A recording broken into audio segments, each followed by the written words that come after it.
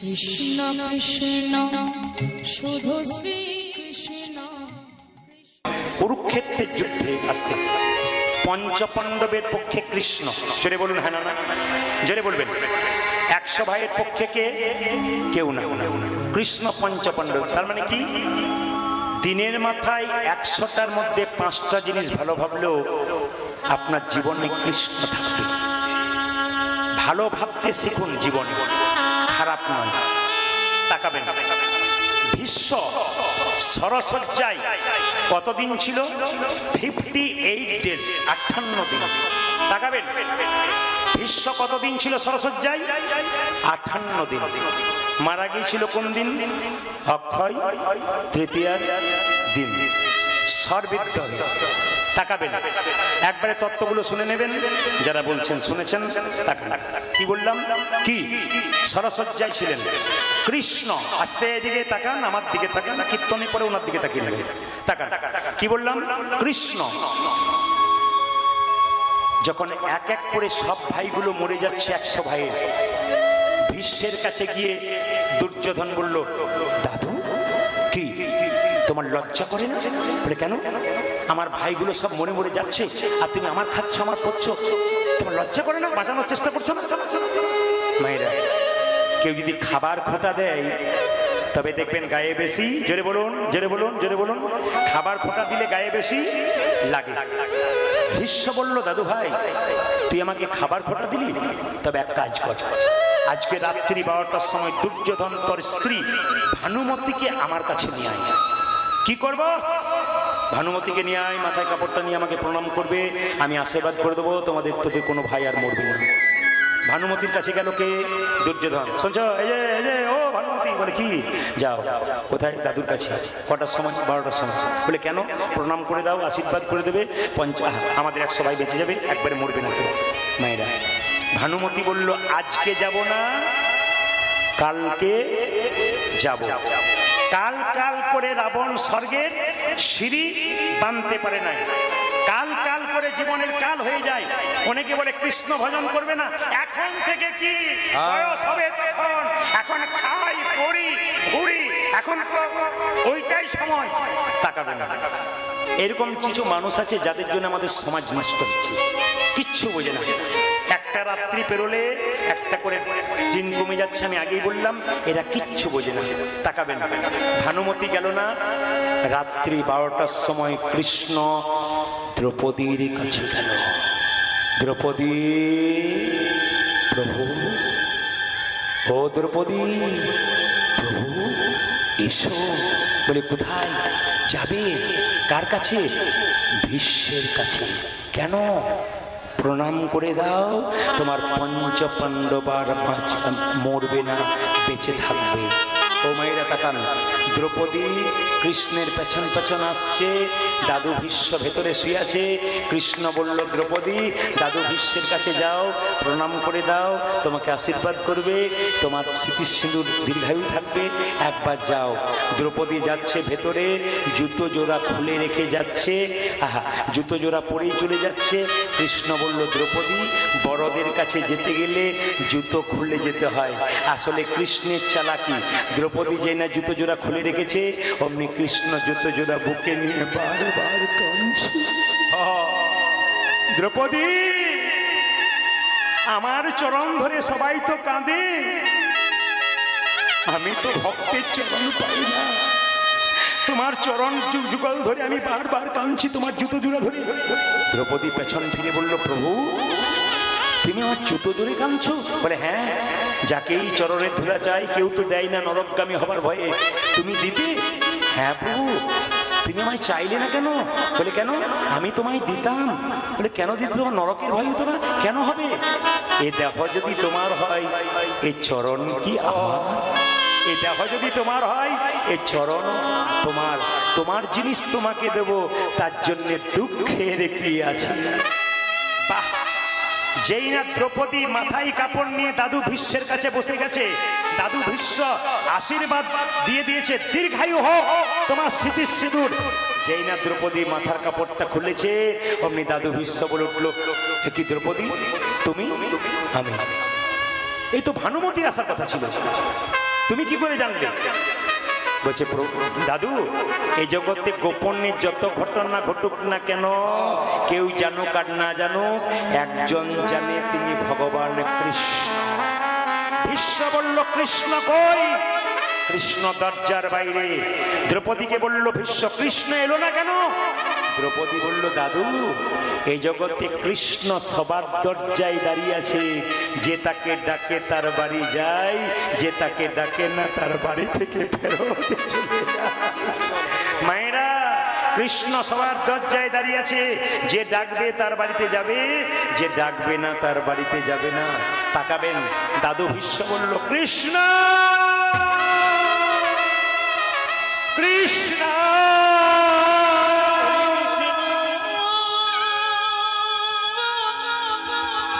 কৃষ্ণ কৃষ্ণ। তাকান, কৃষ্ণের ডাকে, ভীষ্মের ডাকে কৃষ্ণ কি বলল? কি ব্যাপার, আমায় ডাকলে কেন? দাদু ভীষ্ম বলল, এই যে আমি এইদিকে এই যে আমি কাঁটার মধ্যে বিদ্ধ হয়ে আছি, এত কাঁটার নিচে আমার এত কষ্ট কেন? তুমি তো ভগবান, আমি যে কাঁটার মধ্যে শুয়ে আছি, আমার এত কষ্ট কেন? আমি যে যন্ত্রণায় ছটফট ছটফট করছি কেন? আমি কোন পাপে করেছি? কৃষ্ণ বলল, তোমার কত জন্মের কথা মনে আছে? বলে আমি 7 জন্ম কোনো পাপ করি নাই। বলে তোমার 8 জন্মের কথা মনে আছে? বলে না। শোনো ভীষ্ম, 8 জন্মে তুমি ছিলে কে? 8 জন্মে তুমি ছিলে একজন রাজপুত্র। রাস্তা দিয়ে পেরিয়ে যাচ্ছিলে, একটা বিষধর সাপ রাস্তা দিয়ে পেরিয়ে যাচ্ছিল, আর তুমি একটা বেতের লাঠিতে করে বিষধর সাপটাকে তুমি কাঁটার মধ্যে ছুঁড়ে ফেলে দিয়েছিলে।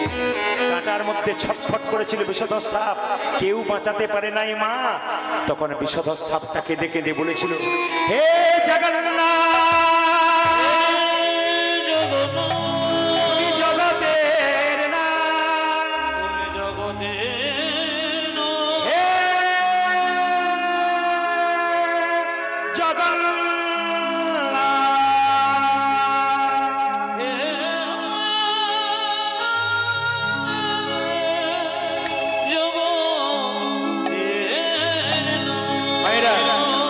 বলবেন জগন্নাথের চোখ গোল না পটল চেরা? জোরে বলুন, জোরে বলুন। বক্সের সাউন্ডটা দিন, এই যে বক্সের সাউন্ডটা দিন, বাইরে শুনতে কম পাচ্ছে। চোখগুলো গোল না পটল চেরা? জোরে বলুন, হাত তুলে বলুন। আচ্ছা, চোখে পলক আছে জগন্নাথের? কেন? কৃষ্ণের পটল চেরা চোখ, বিচার এদিক ওদিক হতে পারে, জগন্নাথের চোখ গোল কেন? ভিখারি গেলেও যা, ব্রাহ্মণ গেলেও যা, জমিদার গেলেও যা, শূদ্র গেলেও যা, সবাই সমান। জগন্নাথ কি করলেন তাকাবেন মায়েরা? জগন্নাথকে ডাকলেন, জগন্নাথ বলল কি চাও তুমি? বলে আমি যেমন কাঁটায় ছটফট করে মরলাম, আমার এত বড় বংশধর বাঁচাতে পারলো না, এই ব্যক্তি যে আমাকে কাঁটার মধ্যে ছুঁড়ে দিল, ওই জন্য কাঁটায় ছটফট করে একদিন আমার মতো মৃত্যুবরণ করে। তুমি তোমার কর্মের ফল ভোগ করছো। তাকাবেন দাদা ভাইরা, কেউ যদি ভালো কাজ করে তাকে রথের ওপর চাপিয়ে ফুলের মালা দিয়ে নিয়ে যায়, আর কেউ যদি খারাপ কাজ করে তাকে কোমরে দড়ি বেঁধে জেলখানাতে নিয়ে যায়। আপনার কর্মের ফল আপনি ভোগ করবেন। মুকুন্দ সরকার কাঁদছে, মহাপ্রভু বলল মুকুন্দ তুমি কাঁদছো কেন? এই দেখো তোমার মাথায় হাত দিয়ে আশীর্বাদ করলাম, তুমি বাড়ি ফিরে যাও, তোমাকে রাখলাম না, তোমার ভাইকে রাখলাম কেন জানো? আরে বাবা, বনের মধ্যে বড় বড় গাছগুলো ছোট ছোট গাছগুলোকে ঝড়ঝঞ্ঝা থেকে রক্ষা করে, তুমি সংসারের বড় ভাই, তোমার দায়িত্ব অনেক। শোনো, তোমার মাথায় হাত দিয়ে আশীর্বাদ করে দিলাম, কাল থেকে বাড়িতে গিয়ে যাকে চিকিৎসা করবে তারই রোগ ভালো হয়ে যাবে। তবে শোনো, জীবের দ্বারে হরিনাম দেবে, ছোট্ট একটা কুটির নির্মাণ করবে, আর তুমি গরিবের চিকিৎসা করবে, বড় লোকের করবে না। আজকে সিদ্ধান্ত নিয়ে এসেছি। সকালবেলায় যখন এত সুন্দর বসেছেন, আমি সিদ্ধান্ত নিয়ে এসেছি আজ আমি 3টে পর্যন্ত কীর্তন করব। রাজি আছেন? 3টে মানে বিকেল 3টে বলি নাই, 3 ঘন্টার কথা বলছি। হরে কৃষ্ণ। লক্ষ্য করুন তো, 3টি ইচ্ছা পূর্ণ করবার জন্য প্রথম ইচ্ছা কি? রাধারানীর প্রেম ঋণ। দ্বিতীয় ইচ্ছা কি? অধম জীবকে উদ্ধার। আর তৃতীয় ইচ্ছা কি? মায়ের মনোবাসনা পূর্ণ। প্রথম ইচ্ছা পূর্ণ করবার জন্য নিতাই চাঁদকে কলির জীবের দ্বারে পাঠালেন। নিতাই চাঁদ বললেন, যারা যারা হরিনাম করবে তারা 3টে নিয়ম পালন করবে। বলবো না বলাটাই ভালো। আপনাদের আসলে লক্ষণ ভালো আছে, বিড়াল আসছে, কুকুর আসছে, না না এগুলো ভালো লক্ষণ, খারাপ না। তো সবাই লক্ষ্য করুন, এসব কিন্তু মহাপ্রভুর ভক্ত। তো নিতাই চাঁদ বলল যারা যারা হরিনাম করবে 3টে নিয়ম পালন করবে। প্রথম হচ্ছে নিরামিষ খেতে হবে। আপনার সব খান তো? 2-4 জন মাথা নোড়াচ্ছে বা ওর দিকে তাকাচ্ছে, তুই বল, ও বলছে তুই বল। দাঁড়ান বলে দিই, একবারে যুক্তির কথা বলবো। কিন্তু নিরামিষ যারা খাবেন তারা কীর্তন করবেন, কীর্তন শুনবেন। আমি বলি নাই বাবা, নিতাই চাঁদ। তো নিরামিষ খাই যারা, কিছু মনে করবেন না। আমাদের মধ্যে একটা ধারণা আছে, আমাদের ওইদিকে কথা বলি, একটা মেয়ের 26 বছর বয়স, তার 3 বছরের বাচ্চাকে কোলে নিয়ে নিরামিষ খাওয়ায়। মেয়েটি তিলক নিয়েছে, মালা নিয়েছে, আমার পাশের বাড়িতে তিলক নিয়েছে, মালা নিয়েছে, মেয়েটি বাচ্চাটিকে নিরামিষ খাওয়াই। ওরা কোনোদিন আমিষ খায় না, কিচ্ছু খায় না।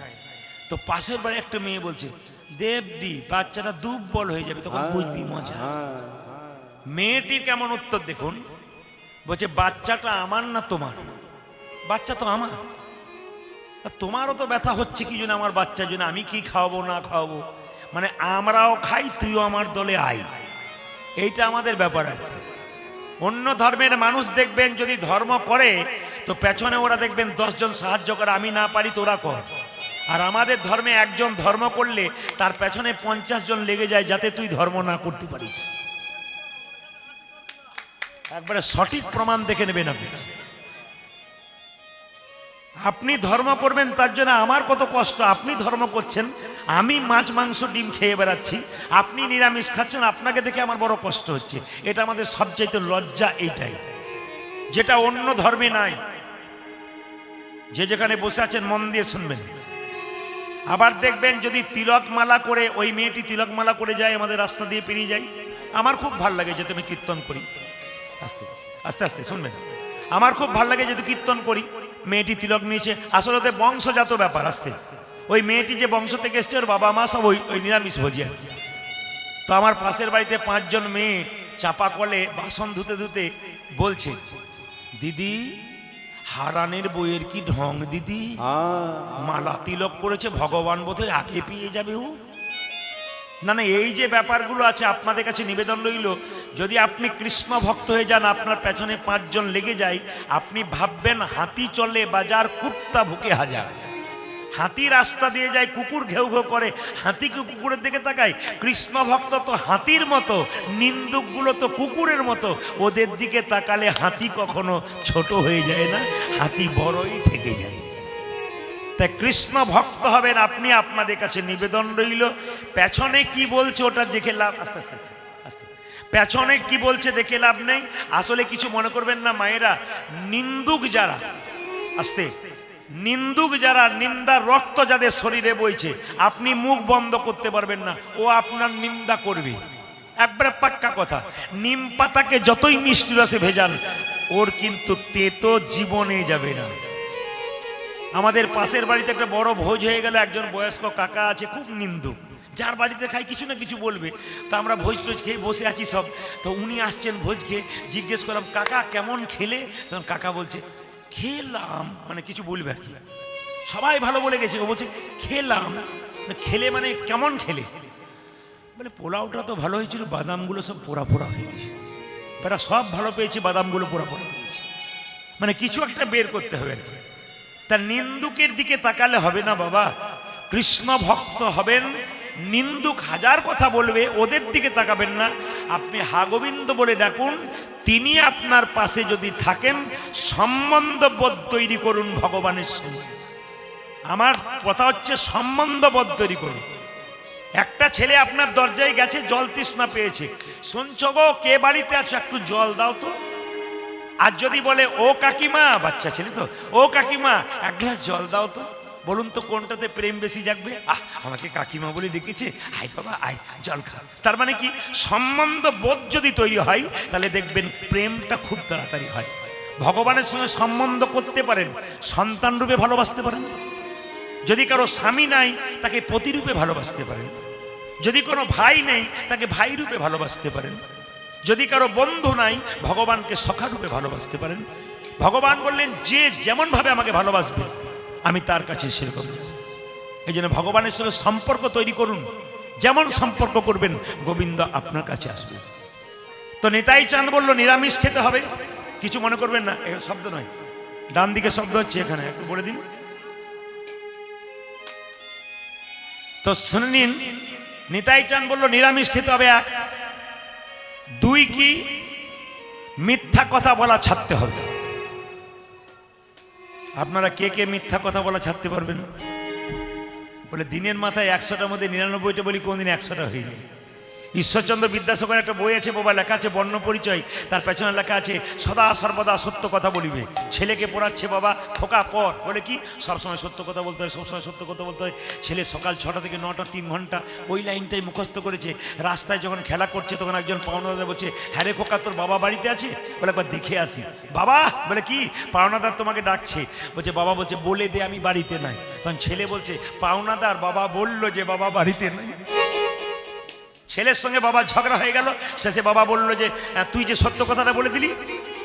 বলছে বাবা তুমি তো আমাকে শেখাচ্ছিলে সবসময় সত্য কথা বলতে হয়। বলছে ওটা বই পড়ে মুখস্থ করে চাকরি পাওয়ার জন্য পড়াচ্ছিলাম, বাস্তবে ব্যবহার করার জন্য।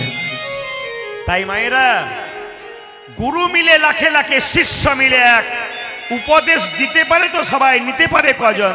যে নিতে পারে তারই তো কাজ। দিতে পারলে হবে না, নিতে পারতে হবে, তবে আপনার কাজ আছে। তাহলে নিরামিষ খেতে পারবো না, মিথ্যা কথা বলা ছাড়তে পারবো না, গাভী দহন বন্ধ করতে হবে।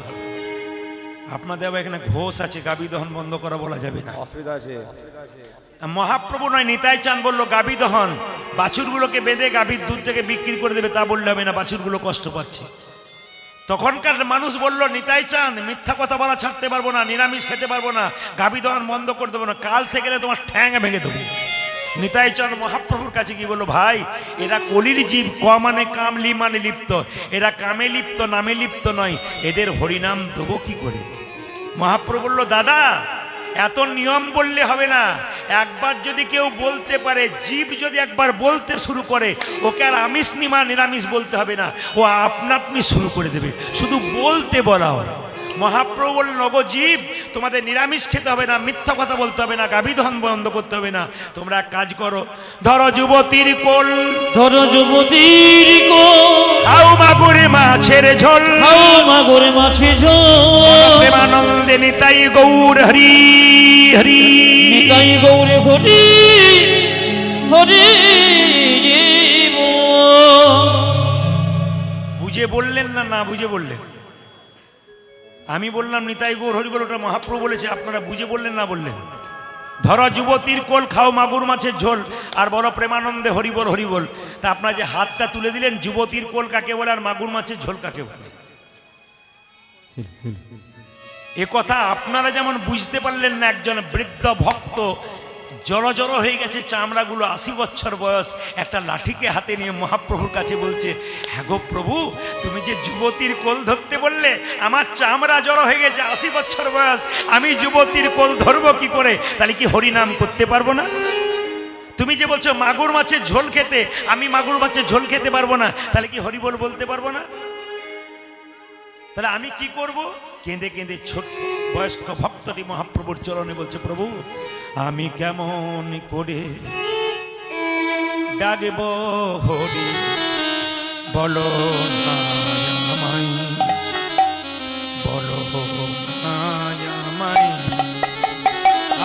আমি কেমন করে ডাকিব হরি, বলো বলো আমার, বলো গো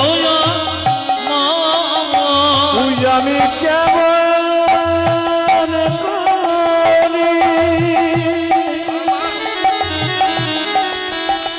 আমি ডাকিব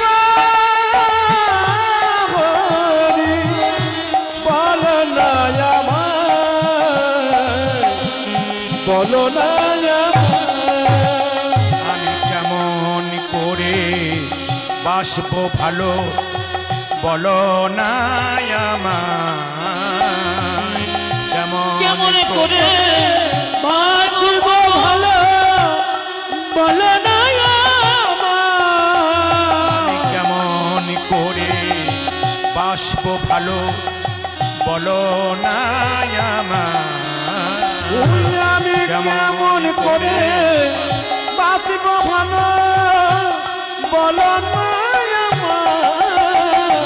কেমন করে ডাকবো হরি বলো না আমার বলো না আমার ওই আমি কেমন করে ডাকবো হরি বলো গো আমার বলো গো আমার তুমি নাকি পতিতি পাবন বলো গো আমায় তুমি নাকি দয়াল ঠাকুর দয়া করো আমারে আমি পতিত পড়ে আছি কৃপা করো আমারে আজ তুমি আগে দয়ার ঠাকুর দয়া করো আমারে আমি পতি পড়ে আছি কৃপা করো আমারে তুমি নাকি দয়াল ঠাকুর দয়া করো আমারে আমি পতিত পড়ে আছি কৃপা করো আমারে তুমি নাকি দয়াল ঠাকুর দয়া করো মাদে আমি প্রতি পড়ে আছি কৃপা করো আমারে আমি কেমন করে ডাকবো হরি বলো না আমায় বলো না আমায় ও আমি কেমন করে ডাকব হরি বলো দয়া আমায় বলো দয়া আমি কেমন করে ডাকব হরি বলো গো আমার বলো গো আমার ও মুকুন্দ দেরি করো না ফিরে যা ফিরে যাও ফিরে যা ফিরে যাও শিখণ্ডে ফিরে যা ফিরে যাও ফিরে যাও সেখানে ফিরে যাও ফিরে যাও ফিরে যাও শিখণ্ডে ফিরে যাও ফিরে যাও ফিরে যাও শিখণ্ডে ফিরে যাও তুমি দাঁড়ে দাঁড়ে গিয়া চরণে ধরিয়া দরে দরে গিয়া চরণে ধরিয়া দাঁড়ে দাঁড়ে গিয়া চরণে ধরিয়া তুমি দাঁড়ে দাঁড়ে গিয়া চরণে ধরিয়া হরির নাম বিনা তুমি দরে দরে গিয়া চরণে ধরিয়া হরে না ফিরে যা শিখণ্ডে ফিরে যা আজ ফিরে যাও ফিরে যাও শিখণ্ডে ফিরে যাও মহাপ্রভুর আজ্ঞা পাইয়া মুকুন্দ চলিলা মুকুন্দ চলিলা আমার মহাপ্রভুর আজ্ঞা পাইয়া মুকুন্দ চলে না মুকুন্দ চলে না আমার শিখণ্ড গ্রামেতে আসি আমি শিখণ্ড গ্রামে আছি শিখণ্ড গ্রামেতে আসি শিখর গ্রামেতে যাচ্ছি উপনীত হইলা উপনীত হইলা আমি শিখর গ্রামেতে যাচ্ছি উপনীত হইয়া উপনীত হইয়া বলো বলো হরি বল বলো বলো হরি বল বলো বলো হরি বল বলো বলো হরি বল গোপীনাথ জিউ কি জয়টা জোরে হবে